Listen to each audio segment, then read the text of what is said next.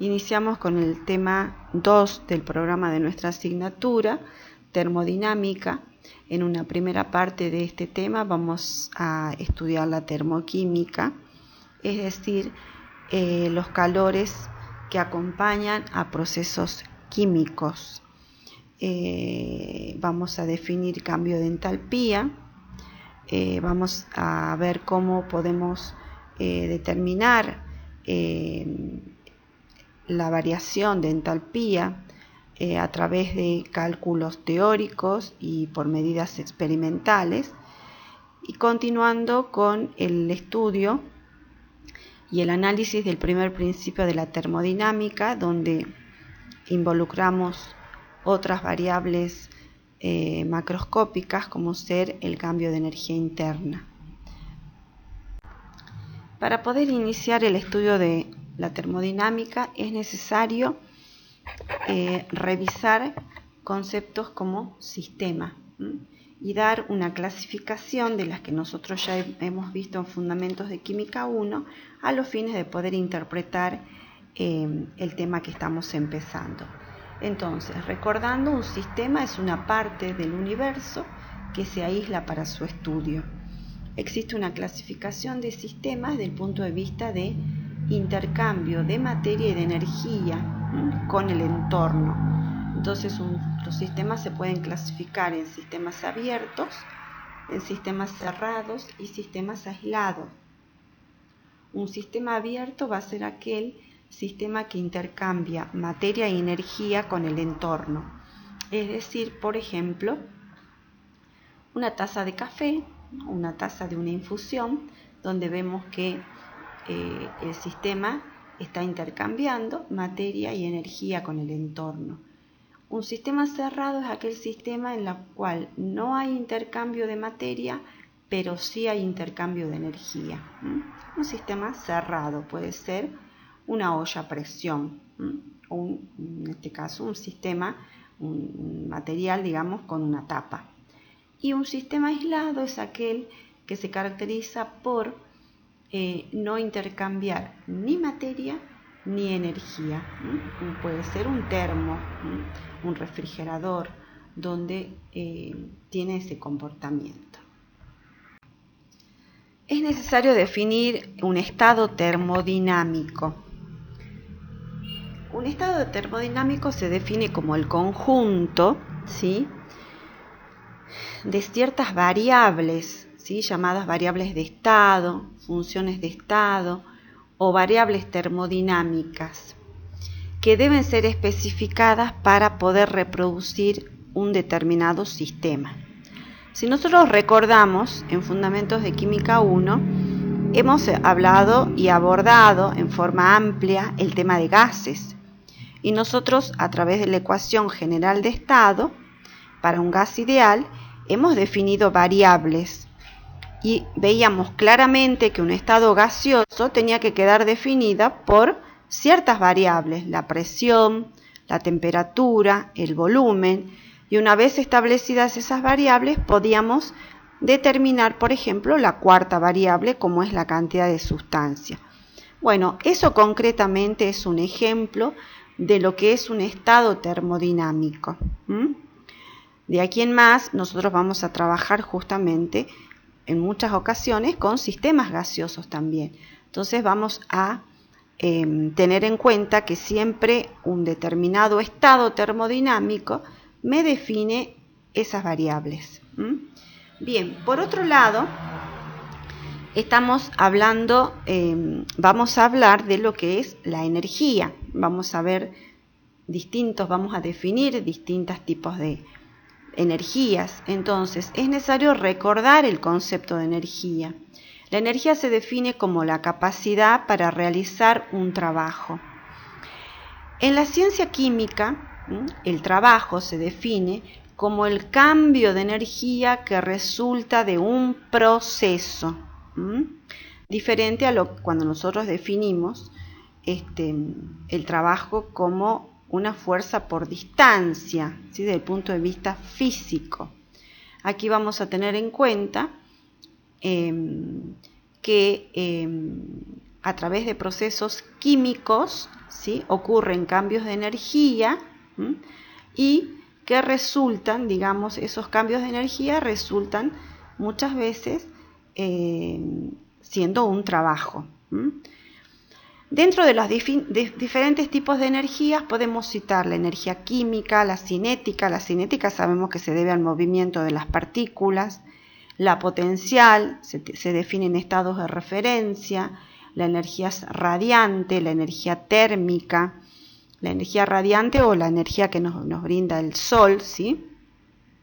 Ahora bien, entre otras energías, para poder vamos a necesitar tener en claro algunas de estas energías para el tema que hemos iniciado, como por ejemplo lo que es la energía térmica. La energía térmica se debe al movimiento aleatorio de las partículas en un determinado sistema, por ejemplo los átomos, las moléculas.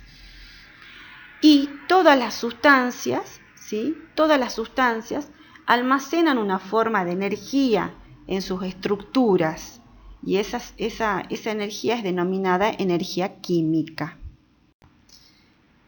Para entender el principio de la conservación de la energía, es necesario entender que las sustancias que participen ya sea en procesos físicos o químicos constituyen mi sistema. Este sistema puede ser, de acuerdo a lo que hemos clasificado en la primera diapositiva, pueden ser sistemas abiertos, cerrados y aislados. Pero el entorno del sistema representa a los alrededores. Y entre el sistema y los alrededores podemos tener intercambios de energía. El conjunto de sistemas y los alrededores es definido como el universo. Ahora bien, este intercambio de energía entre el sistema y los alrededores pueden dar lugar a lo siguiente: que el sistema gane energía a expensas de que los alrededores han perdido esa energía, o el sistema pierda energía a expensas de que los alrededores ganan energía. Es decir, que la energía, ¿sí?, se transforma. No perdemos energía ni ganamos más energía, sino que la energía se transforma. Estas energías de las que vamos a hablar, entre sistema y alrededores, puede ser intercambiada en forma de calor y o trabajo, ¿sí? Entonces, de acuerdo al primer principio de la conservación de la energía del universo es igual a la energía del sistema más la energía de los alrededores, y esta energía permanece constante. El primer principio de la termodinámica establece que la energía total de cualquier sistema aislado se conserva. Consideremos ahora un sistema cerrado, es decir, de masa constante, donde solamente el sistema intercambia con el entorno energía. El primer principio establece que delta de U es igual a Q más W, donde delta de U es el cambio en la energía interna del sistema. Q es el calor agregado al sistema y W es el trabajo realizado por el sistema. Bien, hay una convención, ¿sí?, que se toma en cuanto a los signos, ¿sí?, de estas variables de energía, es decir, calor y trabajo. Así, por ejemplo, todo lo que va a entrar al sistema en forma de energía va a ser positivo, ¿sí?, y todo lo que va a salir desde el sistema en forma de energía va a ser negativo. Entonces, si el sistema absorbe energía en forma de calor, ese Q es positivo. Si el entorno realiza un trabajo sobre el sistema, es positivo. Si el sistema realiza un trabajo sobre el entorno, ese trabajo es negativo. y si el sistema libera energía en forma de calor, ese calor es negativo.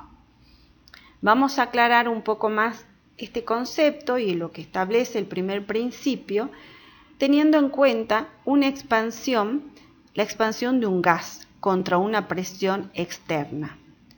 Nosotros ya estudiamos el estado gaseoso y sabemos que un gas está confinado en un determinado recipiente, ocupando un cierto volumen, ejerciendo una cierta presión a una dada temperatura. Este sistema gaseoso le corresponde una cierta energía interna, que se va a deber esa energía interna va a tener un aporte desde el punto de vista de la energía cinética de las moléculas, de los átomos, de la energía potencial de los átomos, de las moléculas, entre otros aportes. Entonces, ahora bien, este sistema gaseoso, ¿sí?, que tiene en su recipiente donde está confinado el gas, tiene un pistón móvil. Si nosotros calentamos suavemente, ¿sí?, este sistema, lo que va a suceder es que las partículas, ¿sí?, van a adquirir mayor velocidad, van a empezar a chocar contra las paredes del recipiente, empujando también al pistón, ¿sí?, que es móvil y que se desliza, generando, ¿sí?, que el gas se expanda, y este gas se va a expandir hasta que la presión interna del gas iguale a la presión externa, ¿sí?, que soporta ese pistón. Entonces existe una expansión gaseosa. El sistema ha tomado energía en forma de calor y el pistón se ha deslizado, ¿sí?, una cierta distancia, hasta que las presiones interna y externa se igualan, generando de esta manera, ejerciendo de esta manera, un trabajo hacia los alrededores. Entonces, la ecuación queda descrita de esta manera. El cambio de energía interna, V menos UA, será igual al calor que absorbió el sistema, ¿sí?, al calor que absorbió el sistema, más el trabajo, que ejerce el sistema sobre el entorno, entendiendo que este trabajo va a ser negativo, ¿sí?, con lo cual nos va a quedar menos trabajo, y el calor es positivo, porque es el calor que absorbió el sistema. Entonces, como el trabajo que ejerce el gas es un trabajo mecánico, porque es un trabajo de expansión, este trabajo se define como menos la presión externa por un incremento de volumen.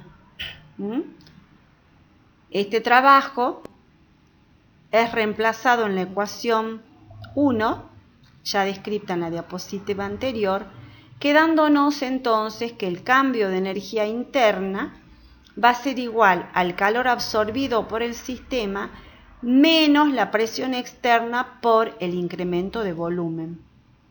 Ahora bien, si la presión permanece constante, ¿sí?, vamos a definir que este calor, ¿sí?, a presión constante es definido cambio de entalpía.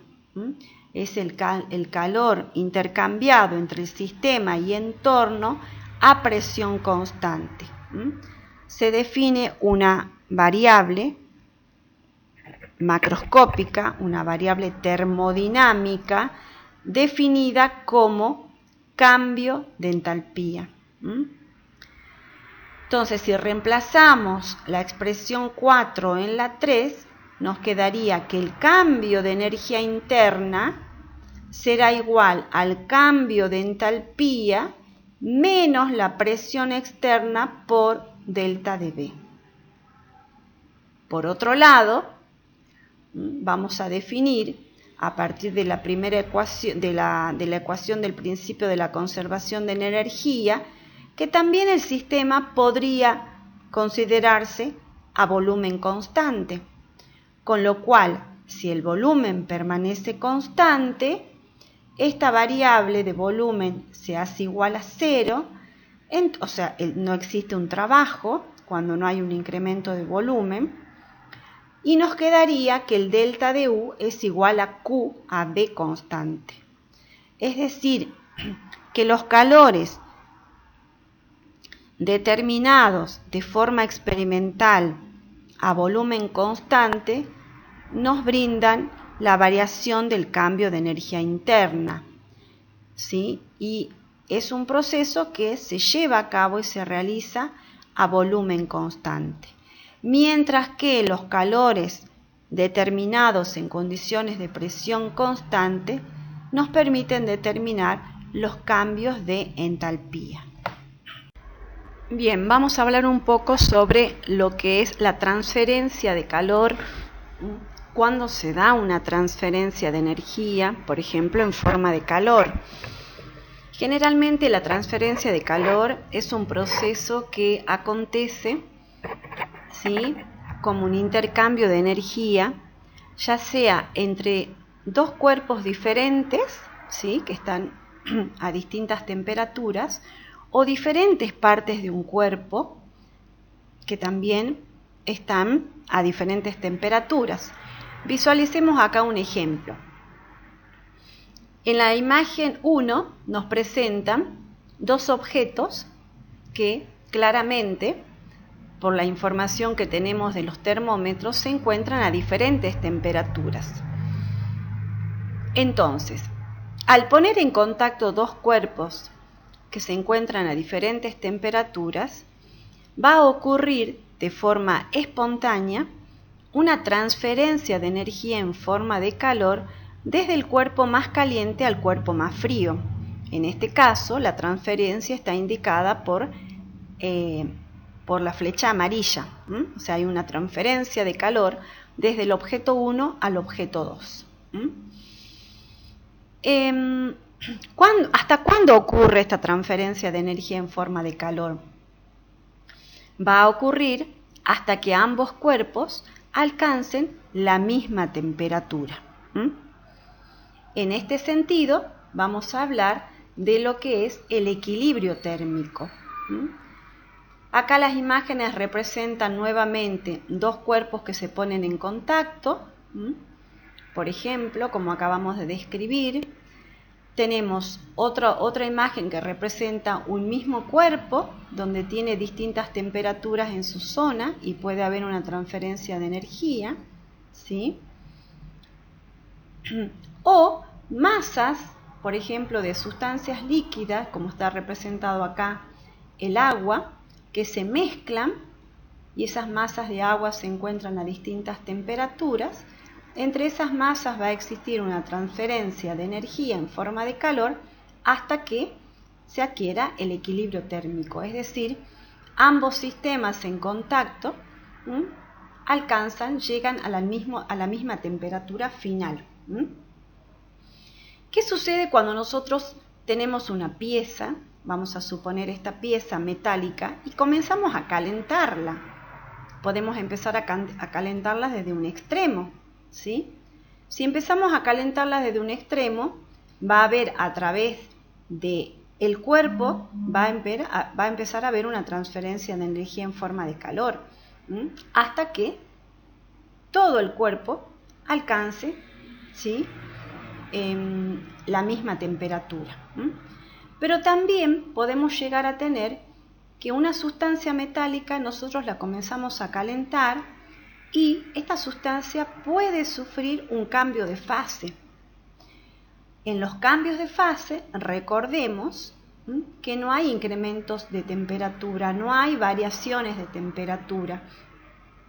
En esos cambios de fase, si bien hay un calor latente de cambio de fase, la temperatura permanece constante. Ahora bien, hay una relación que se establece entre el calor transferido, ¿sí?, entre una sustancia y la otra, y ese calor va a depender de una propiedad específica denominada calor específico, propia de cada sustancia, de la masa de la sustancia involucrada, ¿sí?, y por supuesto del incremento de temperatura que ocurre. Entonces, esta cantidad de calor, ¿sí?, que se transfiere, repito, va a estar en función del calor específico, de la masa de la sustancia y de la variación de temperatura que experimenta ese cuerpo, ¿sí?, que ha sido, por ejemplo, calentado. Tenemos una breve tablita acá, donde nos informan algunos valores de calores específicos de diferentes sustancias. Cabe destacar el calor específico del agua líquida en su fase líquida, que corresponde a 1, y los calores específicos del agua en sus fases sólidas y vapor corresponden aproximadamente a 0,5 calorías por gramo por grado, definiéndose una caloría como la cantidad de calor entregado a 1 gramo de agua para elevar su temperatura en 1 grado centígrado. Algunas unidades con las cuales vamos a trabajar de energía van a ser la caloría, el joule, ¿sí?, expresado en sus diferentes formas, ¿sí? Bien, consideremos un ejemplo. Se calienta una pieza de cobre de masa de 250 gramos a 95 grados centígrados. Luego esta pieza se deja caer y se introduce en una masa de 325 gramos de agua que se encuentra a 25 grados centígrados. ¿Cuál será la temperatura final del sistema cuando se alcanza el equilibrio térmico? Bien, los datos se reportan en esta tabla que hemos leído recién en el problema. Se han agregado los calores específicos correspondientes, ¿sí?, al agua líquida, ¿sí?, y al cobre. En principio uno debería pensar, ¿sí?, antes de comenzar a resolver el problema, que la temperatura del equilibrio térmico debe estar contemplada entre las dos temperaturas que se citan, ¿sí?, entre 95 y 25 grados. Entendiendo que el agua es líquida entre un rango entre 0 y 100 grados centígrados, es de esperar entonces que cuando exista una transferencia de energía en forma de calor entre el cobre y el agua va a permanecer siempre en su fase líquida. Bien, habiendo aclarado esto, teniendo en cuenta el principio de la conservación de la energía, donde nosotros vamos a ver que la energía se mantiene constante, ¿sí? Entonces, a partir de ahí vamos a considerar que el calor del cobre más el calor del agua debe ser igual a 0, que es lo que nos establece el principio de la conservación de la energía. En este caso, acomodando esta expresión, nos va a quedar menos Q del cobre igual a Q del agua, que teniendo en cuenta las convenciones de signos que hemos dicho, correspondería en este caso menos Q de cobre al calor que pierde el cobre, igual a Q ganado al calor que gana la masa de agua.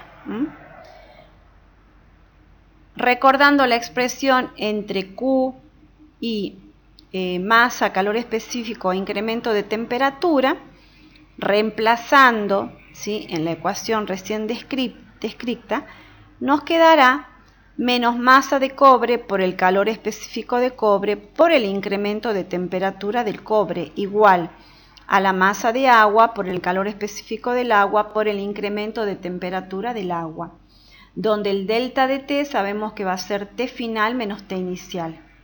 Para el caso de cobre, el incremento estará en función de T final, que es la temperatura final que va a adquirir el cobre cuando se alcanza el equilibrio térmico, menos 95 grados, que es su temperatura inicial. Y el incremento de temperatura T final menos 25 grados. ¿Sí? Con este signo, que no nos debe llamar la atención, no nos va a quedar una masa negativa. ¿Por qué? Porque este incremento de temperatura es negativo. ¿Sí? Pensemos que si la masa de cobre se enfría, tiene que ir a una temperatura por debajo de 95 grados, lo cual este incremento sería negativo. Con este signo negativo se hace el término todo positivo. De manera entonces que el objetivo del problema es determinar cuál será la temperatura final que corresponderá al equilibrio térmico entre ambas sustancias. Bueno, vamos a iniciar con el estudio de los cambios de energía en las reacciones químicas, entendiendo que casi todas las reacciones químicas absorben o liberan energía en forma de calor. La parte, digamos, de la termodinámica que se encarga del estudio de estos cambios de energía que acompañan a las reacciones químicas es denominado termoquímica. Iniciamos con algunos ejemplos que representan las reacciones de combustión, muy conocidas por ustedes. Sabemos que una sustancia se expone al oxígeno, sufre una reacción de combustión. Todas estas reacciones son reacciones características porque liberan grandes cantidades de energía.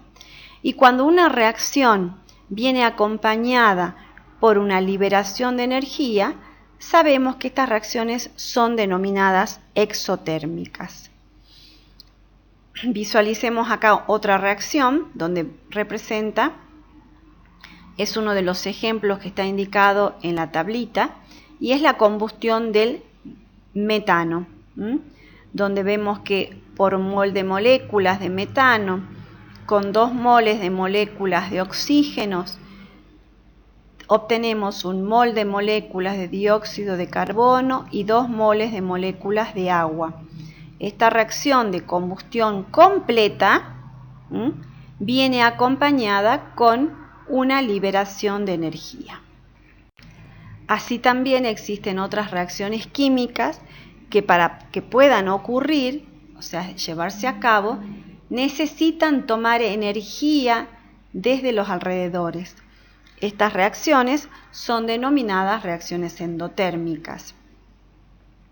Tenemos una reacción muy importante para la vida que constituye la reacción del proceso, una de las reacciones del proceso de fotosíntesis, donde moles de dióxido de carbono que se emiten a diario al ambiente se combinan con agua, necesitan de la luz solar para que esta reacción se lleve a cabo, produciendo moles de carbohidratos que son la glucosa y liberando nuevamente al ambiente moléculas de oxígeno. Esta reacción no podría acontecer si no estuviera, digamos, presente la energía radiante otorgada por el Sol. Otros ejemplos que se llevan a cabo en el laboratorio, y como un par de ejemplos más, hay muchos, es la descomposición del carbonato de calcio, ya visto en otras oportunidades por ustedes, inclusive en Fundamentos de Química 1, donde el carbonato de calcio necesita tomar energía en forma de calor para poder descomponerse. Muchas sustancias, ¿sí?, en su descomposición, ¿sí?, necesitan pasos de corriente eléctrica o pasos o energía de energía en forma de calor.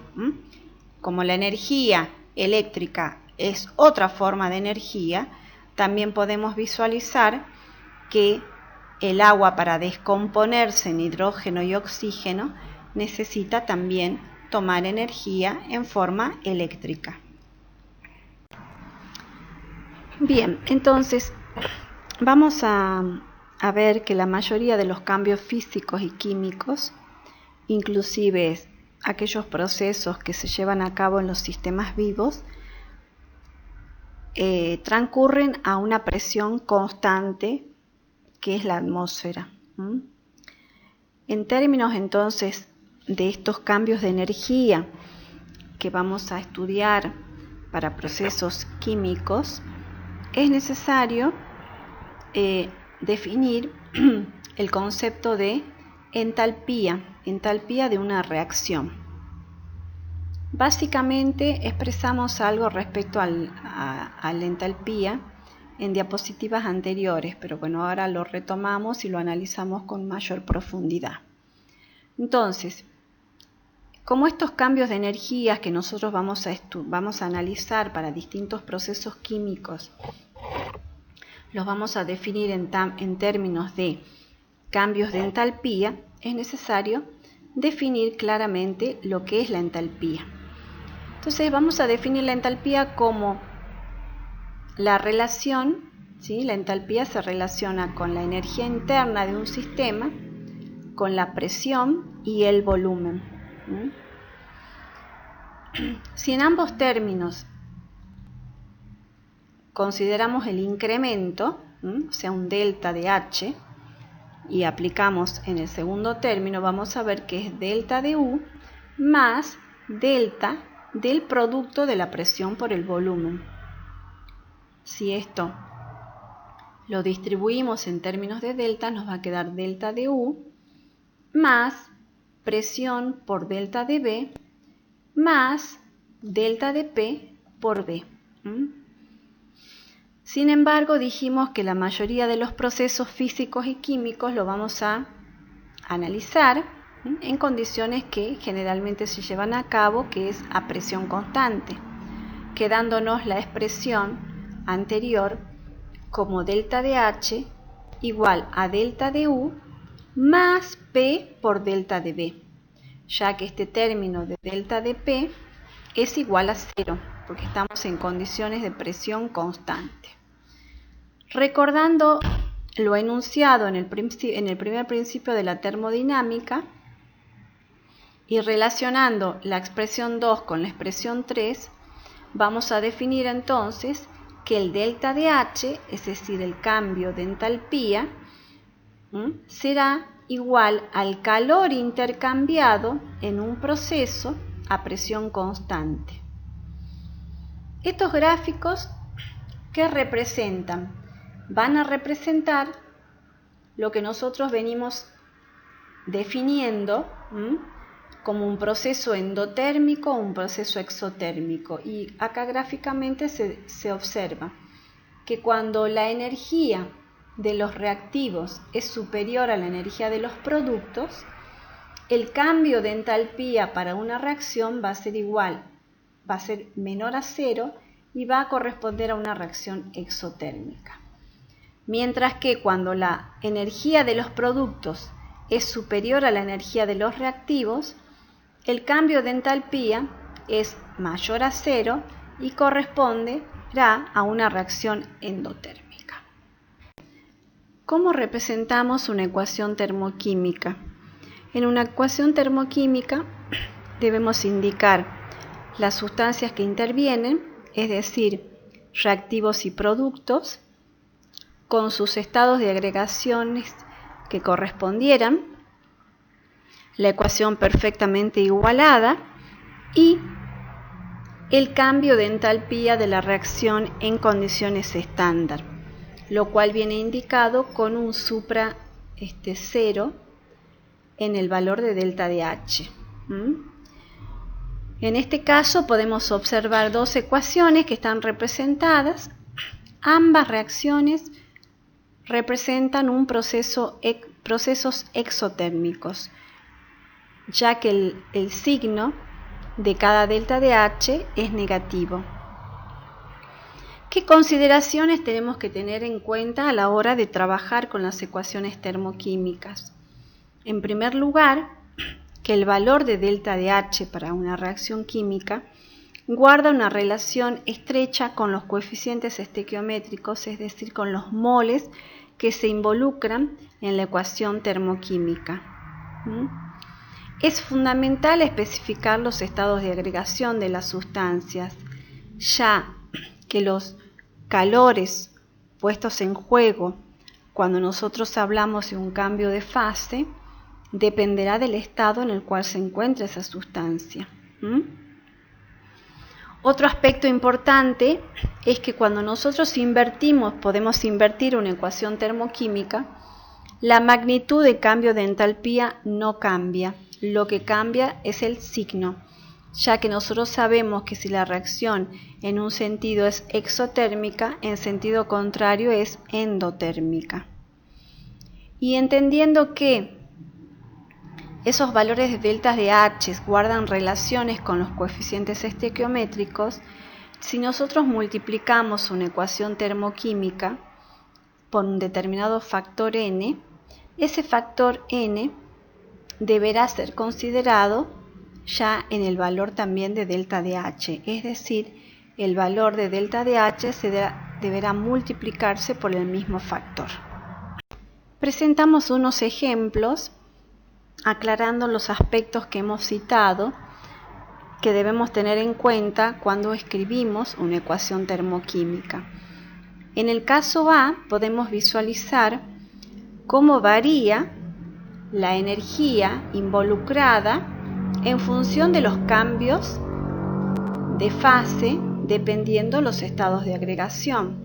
Así, por ejemplo, para convertir un mol de agua sólida a un mol de agua líquida, el proceso es endotérmico y el sistema necesita tomar un valor de 6,01 kJ, mientras que para convertir un mol de agua líquida a un mol de agua gaseosa, la energía, que debe recibir el sistema es de 44 kJ. En el ejemplo B, vemos claramente la dependencia de delta de H con la cantidad involucrada con la cantidad de alguna de las sustancias involucrada en la reacción. Así, por ejemplo, se desea determinar la energía o el calor que se libera cuando se quema una masa de 266 gramos de fósforo blanco. Entonces, la reacción de combustión del fósforo por mol de fósforo blanco, que tiene una variedad alotrópica de fósforo 4, se libera, porque es un proceso exotérmico, menos 3013 kJ. Ahora bien, eso es para un mol de fósforo. A partir de la masa que nos da el problema, nosotros vamos a establecer una relación para esta masa. Yo sé que por mol de fósforo blanco corresponde a 123,9 y por cada mol de fósforo blanco se liberan 3013 kJ. De manera que cuando se queman 266 gramos de fósforo blanco, la cantidad de energía liberada será de 6.470 kJ. Este valor sigue siendo negativo, por supuesto, porque sabemos que esa reacción es exotérmica. En el ejemplo C, podemos ver el efecto de ese factor n cuando nosotros multiplicamos una ecuación por algún factor n. Así, por ejemplo, para la ecuación que está en primer orden, sabemos que la formación de un mol de agua es un proceso exotérmico y corresponde a un valor de menos 241,4 kJ. Sin embargo, si la ecuación primera la multiplicamos por un factor igual a 2, vamos a ver que la cantidad de energía liberada cuando se forma 2 moles de agua gaseosa corresponderá a 2 veces el valor recientemente citado. Vamos a definir calores de formación, también llamados entalpías estándar de formación. La entalpía estándar molar de formación es igual al cambio de entalpía de una determinada reacción cuando se forma un mol de una determinada sustancia en condiciones estándar, es decir, una presión de una atmósfera y una temperatura generalmente de 25 grados centígrados, a partir de sus elementos o sustancias simples que corresponden a sus estados más estables, a la misma presión y temperatura. Se ha definido de manera arbitraria que las entalpías normales de formación para cualquier sustancia simple o elemento es igual a 0. Entonces, veamos un ejemplo para la formación de un mol de agua líquida en condiciones estándar a partir de sus sustancias simples, hidrógeno y oxígeno. El cambio de entalpía estándar de formación corresponderá al cambio de entalpía, en este caso de la reacción, y que toma un valor de menos 285,8 kJ. Es decir, la formación de un mol de agua, ¿sí?, a partir de sus sustancias simples, en sus estados más estables, en condiciones estándar, es un proceso exotérmico. Bien, entonces, haciendo uso de las entalpías estándares de formación definidas en la diapositiva anterior, vamos a poder calcular los cambios de entalpías para distintos tipos de reacciones, y lo vamos a hacer en condiciones estándares. El cálculo de cambio de entalpía de una reacción, ¿cómo se determina? Es igual a la sumatoria de los moles de los productos multiplicado por sus entalpías estándar de formación, menos la sumatoria de los moles de reactivos multiplicados por sus entalpías estándar de formación. Estos valores de entalpías estándar de formación se encuentran tabulados. ¿Y qué podemos observar de esta tabla? Que los cambios de entalpías estándar de formación pueden ser valores negativos, positivos y hasta corresponder valores ceros, que son los casos que dijimos en la diapositiva anterior. Por convención se ha considerado que las entalpías estándares de formación para sustancias simples le corresponden un valor de 0. Bueno, acá hay una continuación de la tabla, y lo que hay que destacar acá, en este caso, son las unidades que tendría el cambio de entalpía. Esta tabla presenta los valores de las entalpías estándar de formación, cuyas unidades son kilojoule por mol. Bueno, entonces vamos a hacer uso de los valores de entalpías estándares de formación que se encuentran tabulados para calcular el cambio de entalpía de las siguientes reacciones. En el primer caso es la deshidrogenación de un hidrocarburo saturado, como lo es el etano, donde para poder calcular el cambio de entalpía de esta reacción debemos buscar en tabla lo que correspondería a los calores de formación estándares de cada una de estas sustancias, entendiendo que para las simples va a ser igual a 0 por convención. Entonces, y recordando que el cambio de entalpía de una reacción lo calculamos como la sumatoria de los moles de los productos multiplicados por sus correspondientes entalpías estándares de formación menos el producto de los moles por el calor de formación estándares de reactivos. Reemplazando, bueno, este valor nos da un valor positivo, lo cual nos está diciendo que esta reacción es un proceso endotérmico. En el caso B, tenemos la reacción entre el monóxido de nitrógeno e hidrógeno. Nuevamente, buscando los valores de tabla para todas las especies involucradas en esta reacción, teniendo en cuenta que para el hidrógeno va a ser 0, entonces vamos a buscar los calores de formación del monóxido de nitrógeno de agua gaseosa, fíjense en gaseosa, multiplicado por sus coeficientes estequiométricos menos la sumatoria de 2 moles por el cambio de entalpía estándar de formación del monóxido más la del hidrógeno, que es 0. En este caso, el cambio de entalpía estándar de la reacción corresponde a un valor de menos 340,3 kJ por mol y es un proceso exotérmico. Continuando con los ejemplos, vamos a determinar cuál sería el cambio de entalpía para la reacción de combustión del benceno, donde en este caso tenemos los valores tabulados, los calores de formación estándar para el benceno, para el dióxido de carbono, para el agua y para el oxígeno, como es una sustancia simple, es igual a 0.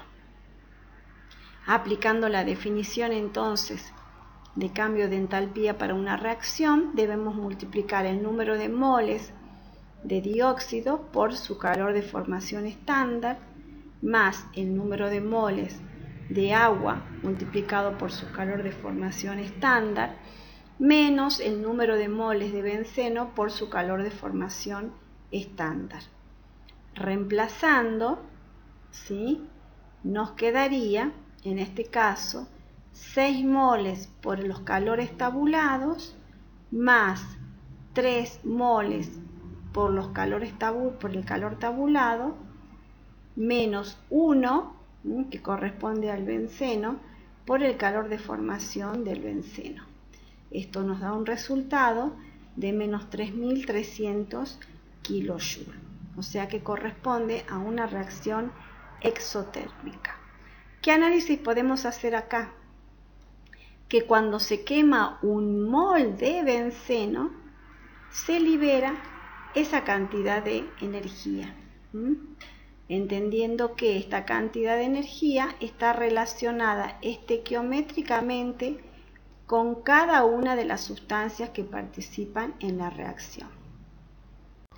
Bien, otra forma de calcular el cambio de entalpía para una reacción química es hacer uso de la aplicación de la ley de Hess. Esta ley se basa en que el cambio de entalpía es una función de estado, es una variable de estado. Una función de estado es una magnitud macroscópica que caracteriza el estado de un sistema en el equilibrio, donde solo depende de un estado inicial y un estado final de dicho sistema, y no de cómo se alcanzó, ¿sí?, un segundo estado, o no depende de cómo se alcanzó o cómo ocurrió el proceso de ese sistema en el equilibrio para ir de un estado 1 a un estado 2. Entonces, teniendo en cuenta esto, el cambio de entalpía de una reacción química va a ser independiente de cómo ocurre esa reacción química, si ocurre en una etapa o si ocurre en varias etapas. Teniendo en cuenta que una ecuación química puede venir expresada como una combinación lineal de otras ecuaciones, podremos calcular el delta de H de una reacción global combinando los cambios de entalpías de las distintas reacciones individuales. Vemos un ejemplo. Vamos a ver que entonces, a partir de las siguientes ecuaciones termoquímicas, queremos calcular el calor de formación molar estándar para el monóxido de carbono.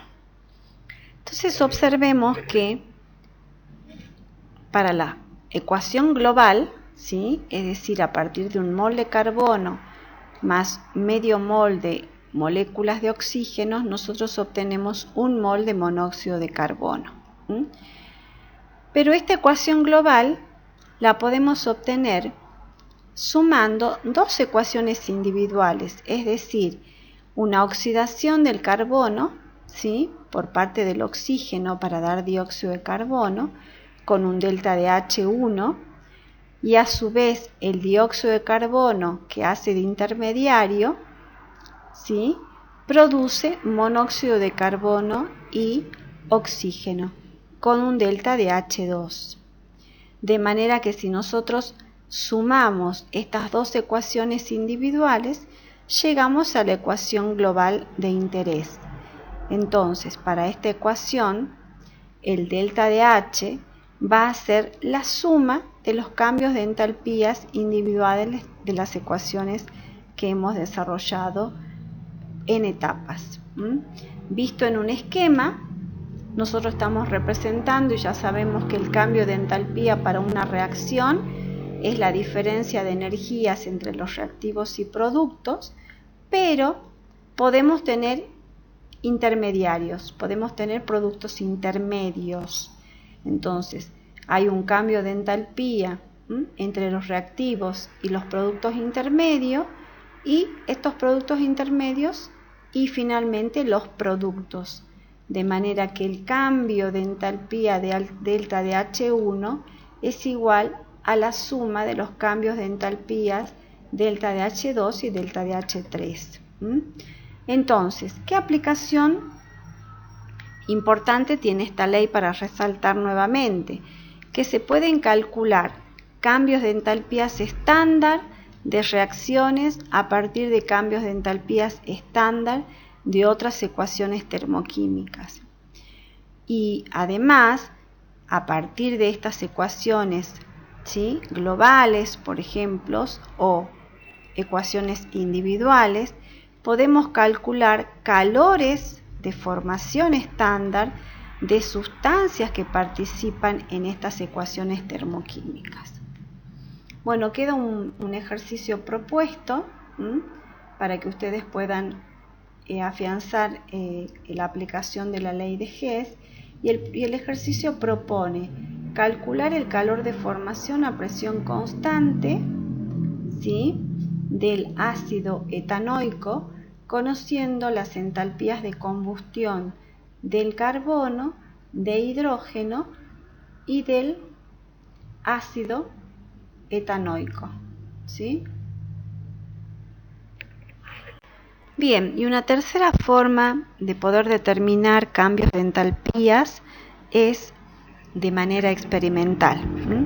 Entonces, teniendo en cuenta, como ya se vino expresando durante el desarrollo del tema, que las reacciones que se llevan a cabo en el laboratorio ocurren a presión constante, podrá determinarse, ¿sí? este cambio de entalpía de manera experimental haciendo uso de un sistema, ¿sí?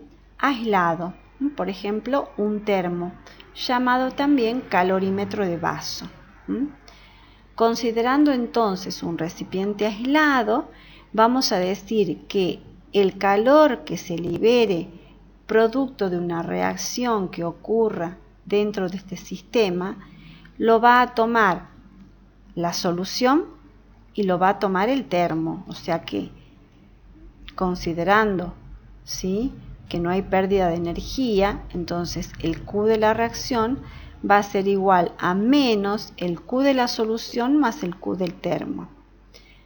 El Q del termo se define de qué depende, de la capacidad calorífica del termo, es decir, del material por la cual está hecho el termo, por un delta de T.